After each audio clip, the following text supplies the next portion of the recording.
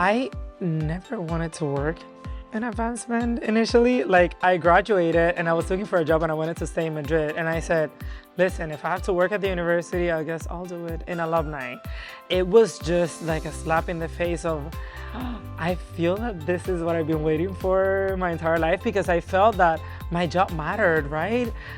I get to talk about uncomfortable things. I get to portray a video about trans people and their reality. I get to talk about the future of little kids. I get to talk about salary gaps and with gender. And there's so many things that I feel that I hope that they can at least inspire people to think differently.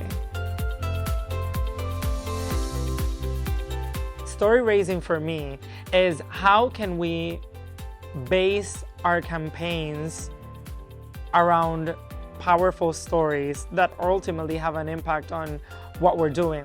And the example of Barbie.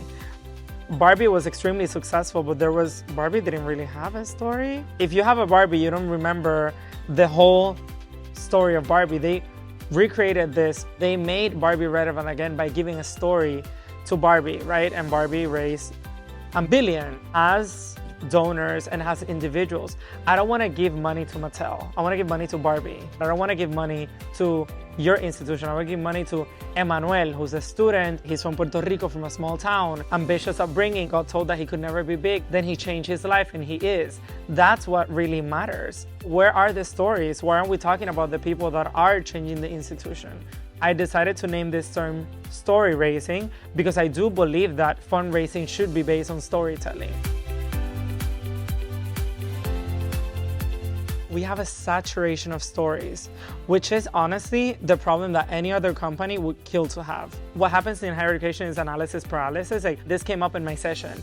But Emanuel, I have so many stories, I just don't know which one to choose. When I say, what if we ask that person, right? I have a coffee with them, ask them their story. Would you be comfortable with sharing that story? Story raising and storytelling is challenging because you just have too much, and the day-to-day eats you up. I just have to turn on a social media post, a press release, this, attend an event, attend a cocktail, do this, do that, deliver deadlines.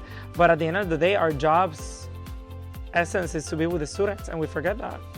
We forget to sit down and be inspired. People want experiences. And I've learned that with improv, right? You want to have a good time. You want that person to have the energy. You want it to be contagious.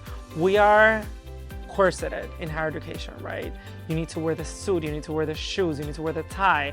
And I come here with pink socks, with a pink shirt, with a smile, with a Barbie theme song playing in the background, and you're there to have a good time. You're gonna learn, but you don't need to be in a corseted environment to do that. You know, I never stand behind the podium because I feel that I can have a conversation with people and I want to hear what they're talking about. You're gonna see me dancing while people are arriving. You're gonna see me, my slides have 1 or 2 words, and I talk most of my slides because people want a conversation.